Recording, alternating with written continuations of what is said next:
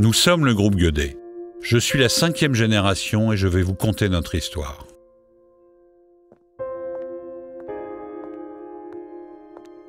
Charles Gueudet, mon arrière-arrière-grand-père, crée cette entreprise en 1880, il y a bientôt 150 ans. Il est maréchal ferrant et passionné de mécanique. Il fabrique des bicyclettes, des machines à coudre et même un prototype automobile qui circulera dans les rues de Breteuil dans les années 1900, faisant ainsi partie des pionniers de l'automobile en France.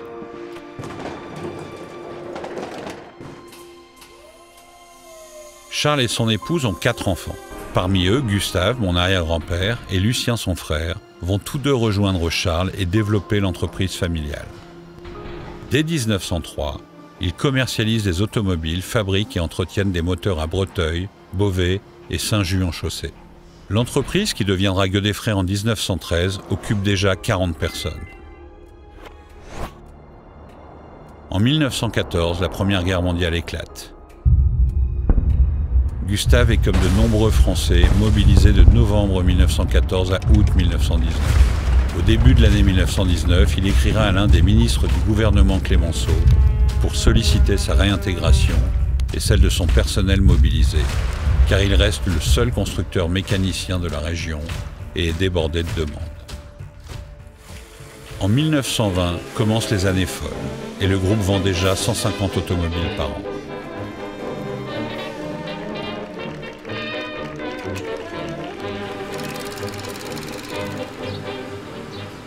Un jour, Gustave dépanne par hasard Louis Renault sur une route de Picardie, alors que le véhicule de ce dernier est immobilisé.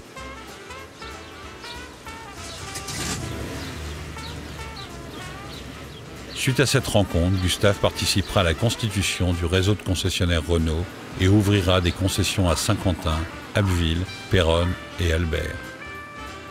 1920 est d'ailleurs une date clé. C'est l'année où le bâtiment de la rue des Otages à Amiens est construit. Présenté par Renault comme l'une des plus belles installations de province, il dispose d'une surface utilisable de 12 500 m². La gamme Renault s'étend désormais des automobiles légers au poids lourd. À la fin des années 20, Gueudet compte 200 collaborateurs et vend 1500 véhicules par an. Dès cette époque, le véhicule d'occasion devient la marque de fabrique des établissements Gueudet.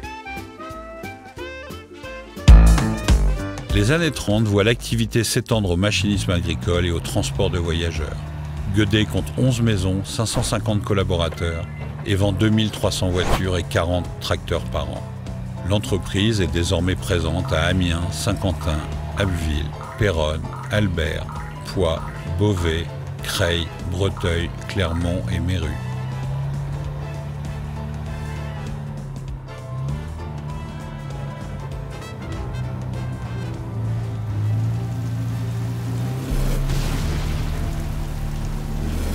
Lorsque survient la Deuxième Guerre mondiale, les concessions sont réquisitionnées, fermées ou pillées.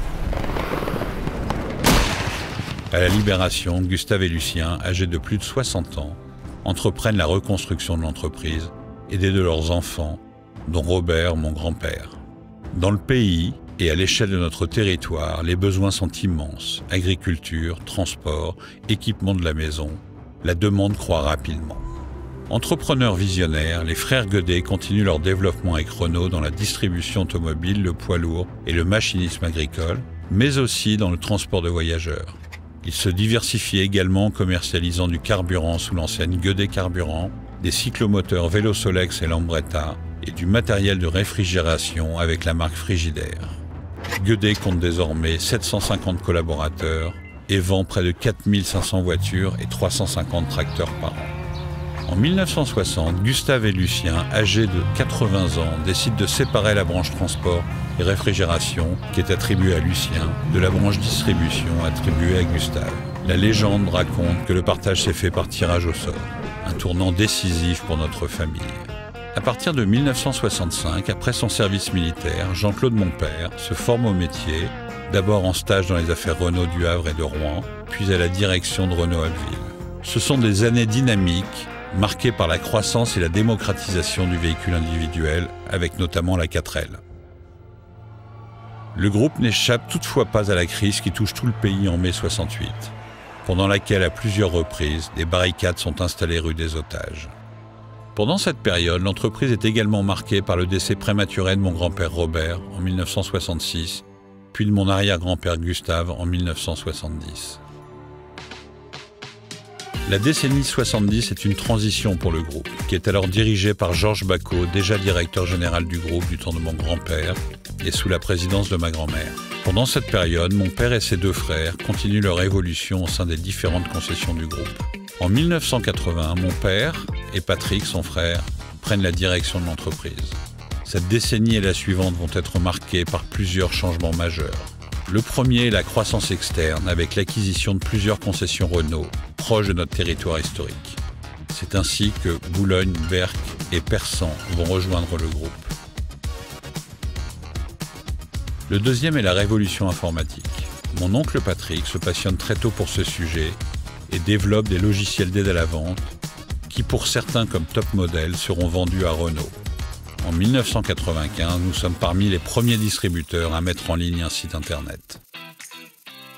Le troisième changement est la diversification des marques automobiles du groupe. Au milieu des années 90, Renault a des parts de marché tellement importantes que le constructeur envisage de nommer un deuxième opérateur dans certaines villes. Elle a tout d'une grande. Ah, ça c'est cher, mon fils.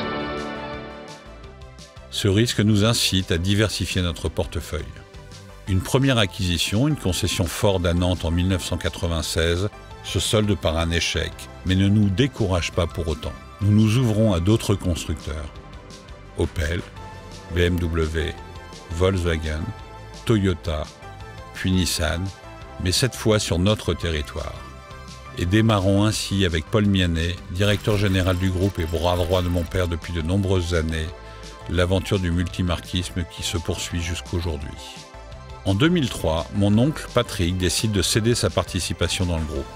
Mon père rachète les parts de son frère et prépare la transmission de l'entreprise à la génération suivante. Durant la décennie 2000, je rejoins la direction du groupe, après avoir moi aussi fait mes armes en dehors du groupe puis dans les concessions Renault de Beauvais, Saint-Maximin et Saint-Quentin. Le milieu de la décennie verra la création de Confidence, notre système CRM maison, qui est devenu un véritable support à la transformation du groupe, qui compte alors 1800 collaborateurs et vend 25 000 véhicules dans 37 concessions et agences. Dictée par le marché, la décennie 2010 est sans aucun doute celle de la croissance. Renault en Haute-Savoie, Ménétrier en Normandie, Deboeuf et Dachi en agricole, Guillumette en poids lourd, et Métain en Île-de-France, qui voit le groupe prendre la marque Peugeot, événement impensable quelques années plus tôt. Le groupe a alors vu sa taille doubler et ses activités se multiplier dans nos 3 branches historiques et presque toujours sur des territoires contigus. Nos marques distribuées sont alors au nombre de 17. La décennie 2020 commence par une succession de crises assez inédites. Crise sanitaire avec le Covid, puis crise des approvn du fait de la pénurie de semi-conducteurs, et enfin crise de l'énergie en 2023. Pourtant, nous continuons à nous développer et à explorer de nouveaux business. Les établissements Jacqueline font ainsi leur entrée au sein du groupe et inaugurent une nouvelle division, les véhicules de loisirs.